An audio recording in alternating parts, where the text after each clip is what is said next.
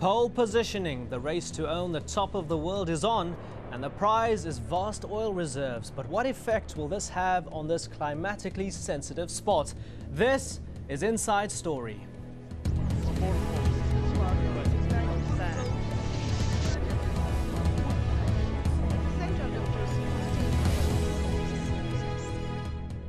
Hello, I'm Imran Gabda. Arctic ice has shrunk to record lows this summer, with new islands emerging from beneath the water. It's a sign that most people would view with trepidation, but oil companies and some politicians aren't quite seeing it that way. In the past month, Russia, Denmark, Norway and the United States have all sent expeditions into the Arctic region.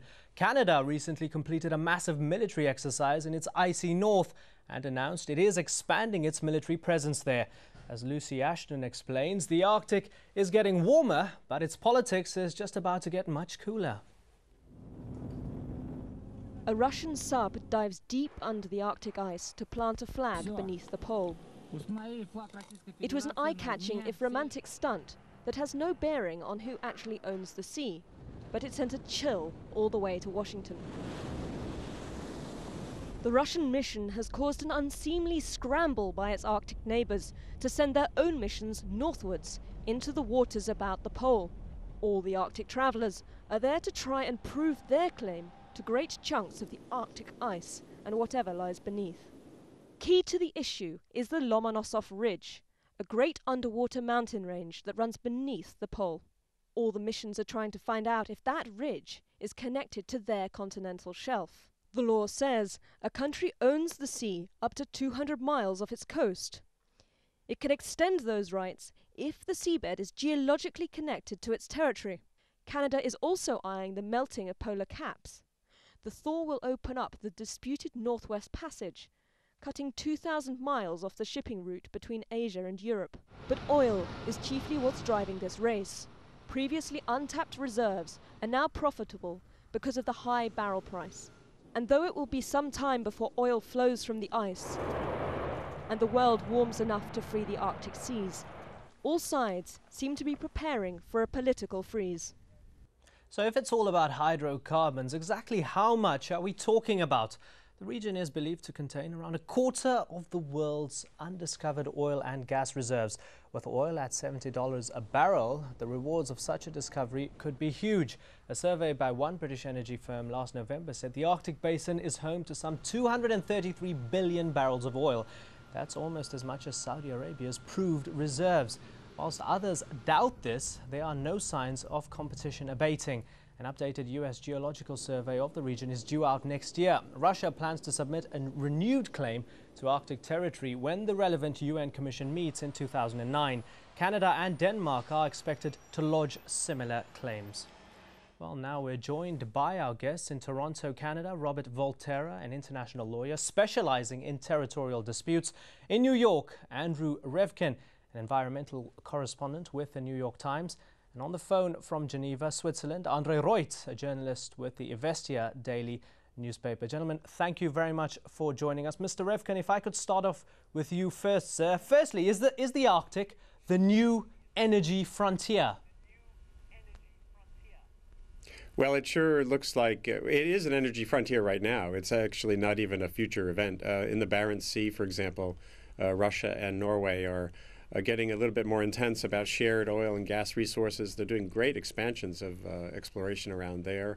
Off the North Slope of Alaska already, too, oil companies are moving to try to drill offshore. So it's actually happening now. What happened recently was a couple of years ago, a science expedition near the North Pole drilled down into that ridge right in the middle of the Arctic Ocean and found some hints there of possible hints of oil, even in the deep Arctic Ocean. And all of that is on top of the warming of the climate, which is pulling back the ice that can impede shipping. So it's kind of a perfect storm for everyone waking up and realizing there's something going on up there. Yeah, perfect storm. Interesting. Lots of claims about. Mr. Volterra, who has the strongest claim? Well, I suppose there are two issues, as your reporter pointed out. One is control over the seabed and therefore control over mineral and hydrocarbon resources. The other is transportation access through the Northwest Passage. And the two are separate. In terms of transportation through the Northwest Passage, that falls entirely through the Canadian Arctic archipelago of islands. And the question is whether Canada is able to exercise sovereignty and jurisdiction over the sea lanes between its islands, or whether it's international waters and there's no regulation whatsoever. If it's international waters with no regulation whatsoever, it has significant repercussions for environmental regulation or lack thereof, and for security issues and terrorism. In terms of the seabed, it's more open. It's not just whether it's Canada's or not. There are 5 countries, Denmark through Greenland, Norway, the United States, Canada, and Russia, who have claims to the Arctic region.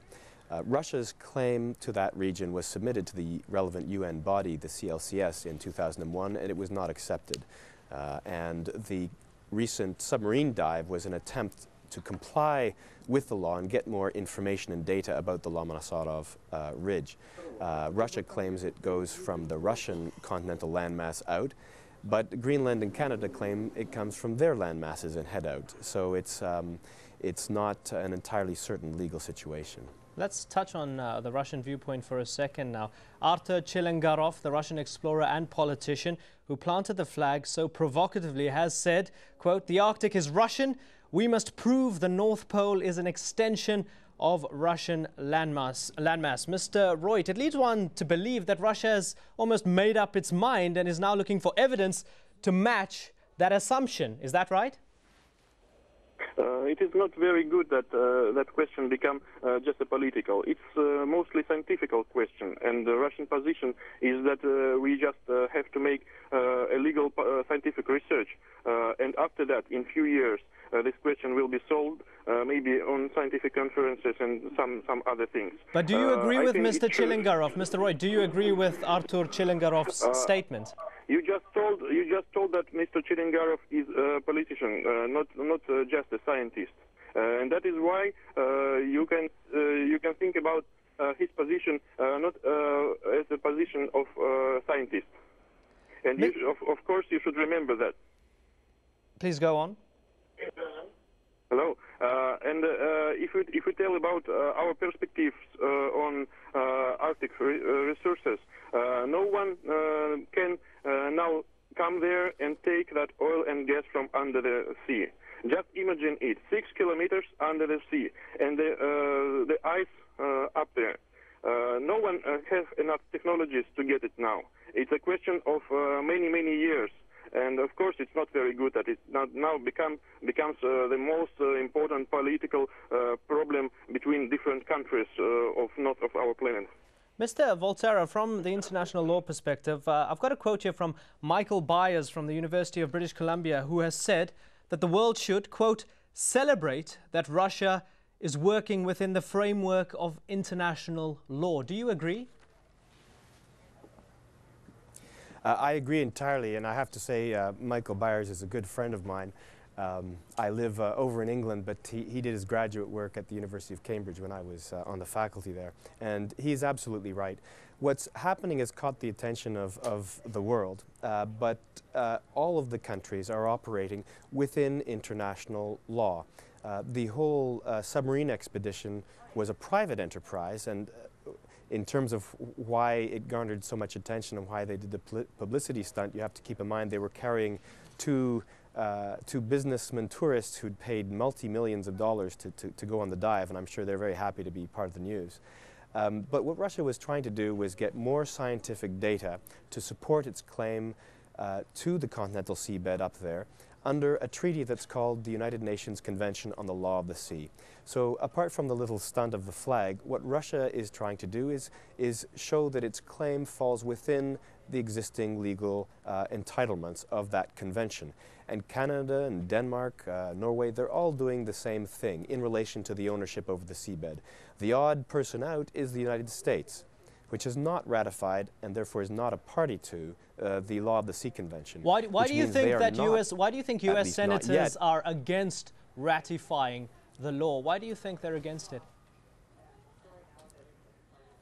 Well, I'm not an expert in the area, but my understanding is that there is a reluctance amongst certain senators, people in Congress, in committing the United States to any multilateral engagement, whether it's a treaty regime or otherwise, that restricts the unilateral capacity of the United States to act. The difference with the Law of the Sea Convention is that while it restrains the activities of its members in certain respects, it also gives them entitlements which otherwise they don't have, which is to the seabed beyond 200 nautical miles. Until the United States becomes a party to the convention, including all of its restrictions, they don't get that extra possible seabed area. Mr. Rifkin, do you agree that the entire face of the debate will change if and when the United States agrees to ratify the treaty? Well, I'm not so sure. The other countries are already very aggressively engaged in doing the mapping, and the U.S. Has a ship out there, but we only have 2 icebreakers right now, one of which is basically broken, that can even do work up there. The United States has just woken up recently to the need to be not just at the table in terms of diplomacy, but actually have the physical capability to be out in the Arctic, doing the mapping, doing the on-the-ground assessments that are needed. A lot of this I've charted out in my book, The North Pole Was Here. It's a new book about the once and future Arctic. And when you look carefully, you see that everyone has kind of just woken up to the fact that there's a big ocean up there that was underneath a sheet of ice for so long. No one really paid much attention to it except for nuclear submarines during the Cold War. And now there is a bit of a scramble, and the U.S. is kind of behind. Mr. Reut, some critics have said that Russia is treating this latest exploration like the underwater version of a moon landing. Why do you think that is so, if that's true? I think it's the question of pride for thousands and millions of Russians, because Russia day by day and year by year becomes the world energy leader, one of the leaders in the world energy energy system. And that is why, of course, Russian movings to enforce its resources to the north becomes a question of patriotic and political discussions. And of course, someone in the United States and maybe in other countries don't like it, but we first come and maybe we first take. All right, gentlemen, stay with us. We're taking a short break now on Inside Story. When we come back, we explore whether nations with their eye on the North Pole might be willing to compromise. Stay with us.